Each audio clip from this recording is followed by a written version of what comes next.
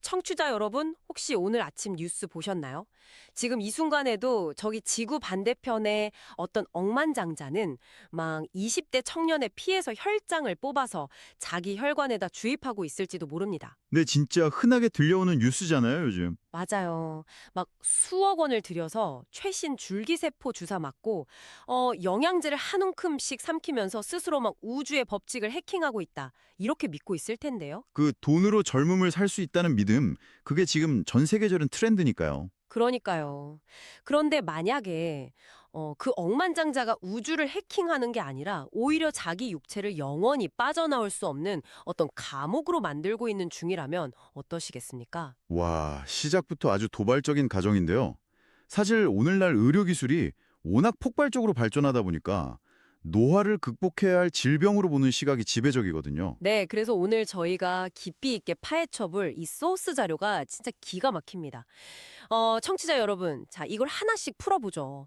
오늘 다룰 자료는 2026년 3월 15일경 경주에서 진행된 한 강연의 녹취록입니다. 네, 그 번호로는 13972강이라고 분류된 자료죠. 맞습니다. 근데 이 자료가 진짜 흥미로운 게 내용도 내용이지만 화자의 당시 상태가 엄청 독특하더라고요. 아, 맞아요. 그 화자가 동안거를 막 끝낸 마지막 날이라서 상태가 말이 아니었죠. 네, 막 목감기랑 몸살이 엄청 심하게 와서 목소리가 쇳소리가 날 정도로 탁하거든요. 그 인간적인 고통이 녹취록에서도 막 느껴질 정도예요. 그게 참 아이러니한 포인트입니다.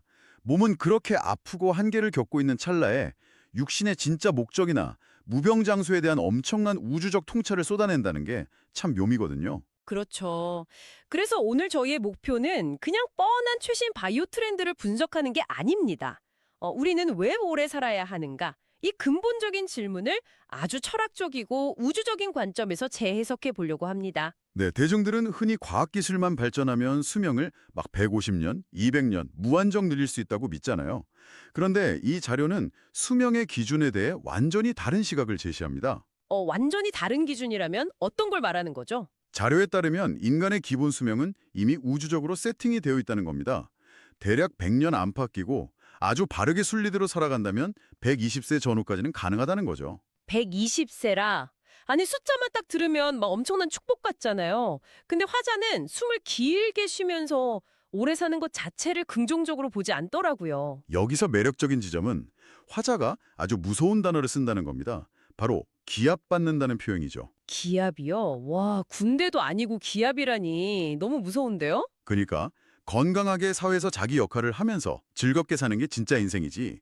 할 일도 없이 병든 육신에 막 기계나 약물 달고 수명만 억지로 늘리는 건 축복이 아니라는 뜻입니다. 아, 오히려 자식들이나 사회에 막 추한 모습을 보여주면서 죽어가는 엄청나게 고통스러운 형벌, 즉 기압이라는 거군요. 네, 맞습니다. 청취자 여러분, 이게 약간 비유를 하자면 이런 거 같아요. 막 차고에 엄청 아끼는 클래식카를 모셔두고 매일 최고급 비싼 부품만 갈아 끼우는 거예요. 유지비만 천문학적으로 들여가면서요. 그렇죠. 근데 정작 그 차를 몰고 나갈 도로도 없고 목적지도 없는 거죠.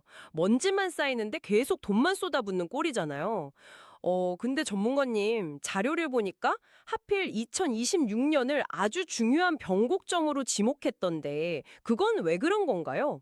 2026년 이후부터 그 바이오 산업이나 항노화 기술이 본격적으로 궤도에 오르기 때문입니다. 하지만 화자는 여기서 엄청난 경고를 던집니다. 어떤 경고죠? 기술 발전 자체는 좋은 거지만 그걸 단지 죽기 싫어서 나 혼자 쾌락을 누리려고 남용한다면 대자연의 원리에 정면으로 부딪히게 된다는 거죠. 자연의 원리에 부딪힌다. 그게 구체적으로 무슨 뜻일까요? 물리적인 충돌을 의미하는 건가요? 쉽게 말해서 소프트웨어, 즉 영혼의 목적은 전혀 업데이트가 안 됐는데 하드웨어인 육신의 유효기간만 억지로 늘려놓은 상태가 되는 겁니다. 우주 에너지는 고인 걸 용납하지 않거든요. 아, 목적 없이 껍데기만 연장하면 부작용이 생길 수밖에 없다는 거군요. 네, 필연적으로 정신적인 고립이나 치매, 아니면 설명할 수 없는 극심한 고통을 겪게 될 거라는 게 이 자료의 뼈아픈 지적입니다. 와, 듣고 보니까 생물학적 연장이 다가 아니네요. 그럼 여기서 아주 근본적인 의문이 생기는데요. 애초에 우리는 왜 이렇게 감기 몸살에도 걸리고 스트레스 받는 나약한 육신을 입고 있는 걸까요? 이걸 더 큰 그림과 연결해 보면 진짜 파격적인 세계관이 나옵니다. 화자는 인간을 단순히 진화한 동물이 아니라 동물 육신의 신이 찾아와 융합된 존재라고 정의합니다. 잠깐만요. 여기서부터가 진짜 흥미로운 부분인데요. 우리가 모두 신이라고요? 아니, 당장 내일 아침에 출근하기 싫어서 막 이불킥하는 평범한 직장인들이 신이라는 게 너무 종교적인 비유 아닙니까? 당연히 그렇게 깃있을 수 있죠. 황당하게 들리거든요. 하지만 이건 종교적 믿음이 아니라 에너지 메커니즘을 설명하는 겁니다. 신이라는 영혼은 본래 비물질 에너지잖아요. 네네. 물질 세계에 중력이 있듯이 영혼에게는 내공, 즉 질량이 필요합니다. 아, 육신이 없으면 순수한 에너지 상태니까 그 질량을 채울 수 없다는 말씀이신가요? 맞습니다. 육신을 벗어난 상태에서는 분별력도 없고 뜨겁고 차갑고 아프고 기쁘고 이런 마찰을 전혀 느낄 수 없으니까요. 아, 그러니까 육신이 엄청나게 정교한 센서 같은 거군요. 네, 배터리 충전기이자 특수 장비죠. 이 육신에 융합되어 있을 때만 우리는 지식을 흡수하고 경험하면서 영혼의 밀도를 채울 수 있는 겁니다. 와, 그렇게 생각하면 오늘 회사에서 상사한테 깨진 거나 친구랑 싸우고 스트레스 받은 일도 정혼의 질량을 채우기 위한 필수적인 마찰력이네요. 그렇죠. 화자는 인류 역사를 선천시대와 후천시대로 나누는데요. 선천시대의 인류가 육신을 굴리며 70% 정도 성장을 마쳤고 지금은 윤회가 끝나는 홍익인간 시대, 즉 최초의 해탈 시대입니다. 이제 나머지 30%를 마저 채워서 육신을 졸업하고 신으로 돌아가야 하는 엄청난 시기라는 거군요. 네, 완벽한 요약입니다. 근데요, 전문가님, 그렇다면 이 모든 게 대체 무슨 의미일까요? 어떤 부분에서요? 이 육신이 그토록 중요한 우주적 학습 도구라면 왜 그 귀중한 도구를 일찍 뺏기는 사람들이 생기냐는 거죠. 자료에 보면 유년, 청년, 노년 이렇게 세 번 낼 기회가 있다고 하잖아요. 네, 언급되어 있죠. 근데 집안에서 제일 똑똑하고 전도 유망한 30대 청년이 막 불의의 사고나 병으로 일찍 죽는 비극, 이건 도대체 어떻게 설명해야 합니까? 만약 집안에서 매일 사고만 치고 속썩이는 못난 자식이 죽었다고 가정해보죠. 잔인한 말이지만 가족들 입장에서는 좀 시원해하거나 안도할 수도 있겠네요. 그렇죠. 근데 대자연은 그런 타격감 없는 방식을 쓰지 않는다는 겁니다. 가족이나 사회를 뼈저리게 각성시키려면 어떻게 해야 할까요? 설마? 네, 그 집안에서 가장 잘 키워놓은, 가장 아깝고 훌륭한 자식을 데려가는 겁니다. 그래야 남은 가족들이 땅을 치며 통곡하고 우리가 대체 뭘 잘못 살았길래 이런 일이 생기나 하고 삶을 되돌아보게 되니까요. 와, 그건 너무 충격적인데요? 그러니까 우주가 남은 사람들을 깨우치려고 그 청년을 희생양으로 쓴다는 건가요? 그럼 그 청년 개인은 너무 억울하잖아요. 인간의 감정으로는 너무 잔인하게 들리죠. 하지만 이건 선악의 문제가 아니라 0.1mm도 틀리지 않는 대자연의 물리적 운용입니다. 0.1mm의 법칙. 네. 대자연은 생물학적 생존보다 영혼의 진화를 압도적으로 중요하게 생각하거든요. 그 청년은 전생의 업이나 자신의 우주적 역할에 따라 육신을 벗음으로써 거대한 궤도 수정의 밑거름 역할을 완수한 겁니다. 세상에. 그러니까 우리가 살면서 겪는 차 사고나 암 같은 큰 비극들이 단순한 불운이 아니라는 거네요. 대자연이 지금 너희가 잘못된 길을 가고 있다고 알려주는 정확한 알람인 거군요. 맞습니다.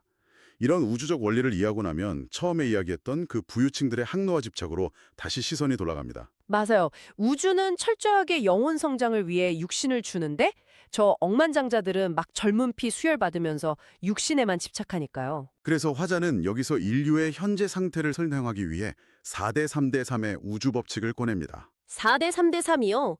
축구 전술 같은 이름인데요. 듣고 보면 되게 체계적입니다. 인류를 3등분한 건데요. 30%는 이번 생을 끝으로 윤회를 졸업하는 마지막 일생을 사는 사람들입니다. 와, 마지막 일생. 그럼 또 다른 30%는요? 윤회를 한 번 더 해야 할 사람들입니다. 그리고 나머지 40%는 윤회를 2번 더 겪으면서 진화해야 할 일반 백성들이고요. 청취자 여러분도 지금 막 속으로 나는 저 중에 어디 속할까 궁금해하실 텐데요. 그걸 알 수 있는 방법이 있나요? 자신의 의식 수준이나 행동 반경을 보면 알 수 있습니다. 내 가족, 내 밥그릇만 챙기고 있다면 40% 일반 백성일 확률이 높고요. 이웃과 사회, 인류를 위해 내가 뭘 할 수 있을까 고민하고 헌신한다면 마지막 30%일 가능성이 큰 거죠. 결국 의식의 확장성에 달렸군요. 그럼 우리가 아까 얘기했던 경제력, 그 부자들의 엄청난 돈도 이 법칙 안에서 움직이는 건가요? 바로 그겁니다. 자료에서 자본과 경제력을 아주 명쾌하게 정의하는데요. 경제력이란 자신이 이 세상에서 할 일이 있을 때 딱 그 일을 해낼 만큼만 주어지는 에너지라는 겁니다. 할 일이 있을 때 에너지가 주어진다? 한열에서 돈이 막 뚝 떨어지는 건 아닐 텐데 구체적으로 어떤 원리인가요? 당연히 마법은 아니고요. 만약 어떤 사람이 사심을 버리고 타인을 위해 꼭 필요한 자기 역할을 찾아서 몰두한다고 해보죠. 그럼 주변에서 그 에너지를 알아보고 사람들이 모입니다. 아, 뜻이 있는 곳에 사람이 모인다. 네, 사람이 모이면 신뢰가 쌓이고 자연스럽게 그걸 실행할 자본이 자석처럼 끌려오게 되는 역학이죠. 와, 돈을 쫓아가는 게 아니라 타인을 이롭게 하니까 물질적 에너지가 따라붙는 거네요. 심지어 화자는 길거리에 나앉은 거러지, 즉 거지 이야기까지 합니다. 아무리 밑바닥이고 병이 들었어도 남 원망 안 하고 자기가 할 수 있는 바른 노력을 하면 귀인이 나타난다는 거예요. 아, 진짜요? 네, 누군가를 통해 치료받을 기회가 생기고 막혔던 몸이 풀리면서 자기가 해야 할 일을 마칠 수 있게 수명과 경제력이 연장된다고 설명합니다. 그렇다면 결국 남들이 줄기세포 주사를 맞던 젊은 피를 수혈받던 부러워하거나 불평할 필요가 전혀 없다는 거네요? 전혀 없죠. 부러워하고 간섭하는 건 내 인생을 못 살고 있다는 증거거든요. 대자연이 각자 영혼 성장을 위해 정확하게 분배한 역할이 다를 뿐입니다. 와, 오늘 진짜 엄청난 여정을 통과한 기분입니다. 처음엔 부유층의 막 항노화 기술이나 불평등 이슈로 시작했는데 어느새 인간 육신의 목적, 4대 3대 3의 법칙까지 깊숙이 들어왔어요. 네, 결국 생명 연장의 진정한 의미는 세포 분열을 늘리는 게 아니라 이 육신을 입고 있는 동안 내궁을 얼마나 꽉 채우느냐에 달렸다는 게 핵심이죠. 맞습니다. 우리는 어쩌면 다시는 경험하지 못할 가장 특별한 훈련을 받는 중일지도 모릅니다. 청취자 여러분, 오늘 딥다이브를 마무리하면서 여러분이 일상에서 곰곰이 씹어보실 만한 묵직한 질문을 하나 던지고 싶습니다. 네, 오늘 잔료에 따르면 여러분 중 누군가는 지금 이 순간이 인간으로서 보내는 마지막 일생일지도 모릅니다. 만약 오늘 당장 누군가 여러분에게 10억 원짜리 최고급 항사를 무료로 놔준다고 가정해보죠. 육체의 시간을 20년 더 얻게 된다면 여러분은 그 연장된 시간 동안 무엇을 하시겠습니까? 단지 오래 버티는 거 말고요. 그 시간 안에 채워놓고 싶은 여러분만의 내공은 과연 무엇인지 고민해 보셨으면 합니다. 사고 안에서 먼지만 쌓이는 클래식카가 될지 아니면 누군가를 위해 달리는 명차가 될지는 여러분의 선택입니다.